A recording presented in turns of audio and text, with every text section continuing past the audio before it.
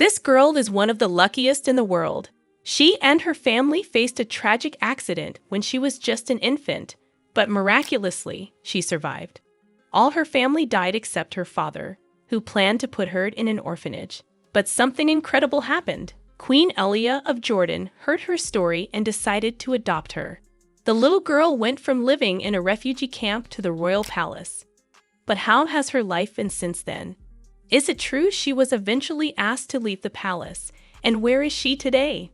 Watch the full video to find out. Don't forget to like the video, subscribe to the channel, and hit the bell icon to get notified as I upload a new video. Let's go on. We often hear about famous personalities, especially Hollywood celebrities like Angelina Jolie, Madonna, Katherine Heigl, and many others, adopting children from all over the world, demonstrating their compassion and dedication to offering these children a better life. However, such acts are extremely rare in royal circles. That's why when King Hussein and Queen Alia of Jordan made the extraordinary decision to adopt a young girl from a Palestinian refugee camp in 1973, it was both surprising and groundbreaking. King Hussein had married Alia Turkan, a woman of Palestinian descent, in 1972. Alia quickly won the hearts of the Jordanian people with her commitment to humanitarian work. She helped finance social development projects and was passionate about ensuring that impoverished children had access to education and better social services. Shortly after their marriage, Alia became pregnant with their first child, Princess Haya. At the same time, a little girl named Abir was living in a refugee camp near Amman Airport. Life in the camp was incredibly difficult, with families enduring extreme poverty and a lack of basic resources. In 1973, tragedy struck when a Soviet military plane crashed near the refugee homes.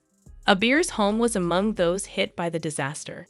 She and her father were the only survivors of their family, as her mother, brothers, and sisters all perished in the crash. It was a miracle that Abir survived. When rescuers pulled her out from the rubble and the wreckage of the plane, they initially thought she was dead. She lay there for hours before they realized she was still alive. Rescue teams eventually transported her to Al Hussein Medical Center.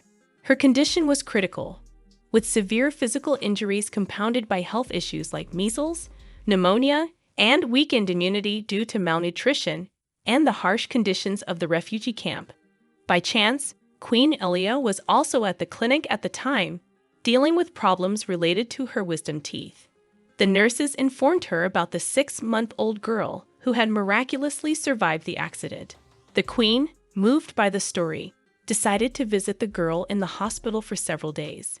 During these visits, the queen also spoke with Abir's father, asking him about his plans for his daughter. He explained that he had no means to care for his daughter and planned to put her up for adoption. Although Queen Alia was already 4 months pregnant with her own child, she felt an overwhelming connection to Abir. She asked the father if she could adopt the girl. The father, overcome with emotion, cried on her shoulder for 2 hours, torn between the joy of knowing his daughter would be cared for and the sorrow of parting with her. In just a matter of days, Abir's life had completely changed. She went from being trapped under rubble to living in the royal palace. When King Hussein returned from a business trip to the palace, he was surprised to find little Abir there. Her innocence and calm demeanor quickly won his heart, and he immediately accepted her presence. He pledged to protect and care for her just as he would for any of his own children. The royal palace in Amman became a nurturing home for Abir, where she was surrounded by Queen Alia's love and affection, who treated her like her own daughter. In fact, she even gave Abir the room she had originally planned to give to Princess Haya. Abir's first years in the palace were filled with happiness, but sadly, that joy was short-lived. In 1977, Queen Alia tragically passed away at the age of 28 in a helicopter crash while returning from a humanitarian mission in southern Jordan. This devastating loss was especially poignant for Abir, who had already experienced the loss of her own family in the plane crash years earlier. Now she had lost a second mother. Despite this tragedy, King Hussein and the royal family continued to care for Abir, ensuring she remained a beloved member of their close-knit household. They provided her with the best education, healthcare, and opportunities. Abir attended prestigious schools and received training in various languages and sports. She was given the same level of care and attention as the royal family's own children. Under the roof of the palace, a strong bond developed between Abir and Princess Haya. Abir became like an older sister to Haya, who was born shortly after Abir joined the family. Some sources mention that Haya considered Abir a true sister, relying on her for support and viewing her as both a friend and a partner during their childhood and youth, especially during the time of their mother, Queen Alia's death. According to Princess Haya's memories, Abir provided great comfort to her during that challenging period. Their touching sibling relationship and close friendship have lasted a lifetime. However, while Princess Haya became a prominent figure on the global stage, advocating for humanitarian causes and excelling in equestrian sports, Abir chose to lead a private life. In the late 1980s, she moved to the U.S. to further her education. Interestingly, her passport listed her name as Abir Muhaisin rather than Abir al-Hussein. This might reflect her decision to retain her original name. However, many believe it aligns with Islamic law, which encourages the care of orphans but advises against changing their surnames to preserve their connection to their biological lineage and heritage. In the U.S., Abir earned a Bachelor of Arts degree in elementary education from American University and a Master of Arts in Sports Management and Physical Education from Virginia Commonwealth University.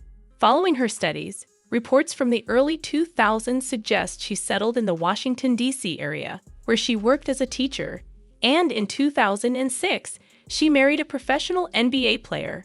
Despite living abroad, Abir has maintained close ties with her royal relatives, attending nearly every wedding of her half-brothers and sisters. However, even after leaving the royal palace, Abir was not free from rumors. One of the most persistent claims was that she had been expelled from the royal household in Jordan. These rumors suggested that her decision to build an independent life in the U.S. was not purely personal but stemmed from tension within the royal family, particularly after the deaths of both her adoptive parents. However, these claims were never confirmed. Many credible sources affirm that the royal family supported Abir's decision to lead an independent life, and her relationships with her royal siblings and other family members have remained strong. Today, at almost 52 years old, Abir seems to have embraced a life free from the responsibilities of royal duties. Perhaps this was the best path for her, a chance to live a quieter, more private life. This story exemplifies how life can change in an instant and how even the most tragic circumstances can sometimes lead to new beginnings and opportunities. What do you think about Abir's journey? Share your thoughts in the comments. And that's it. If you enjoyed the video and want more like it, be sure to leave a thumbs up below in appreciation.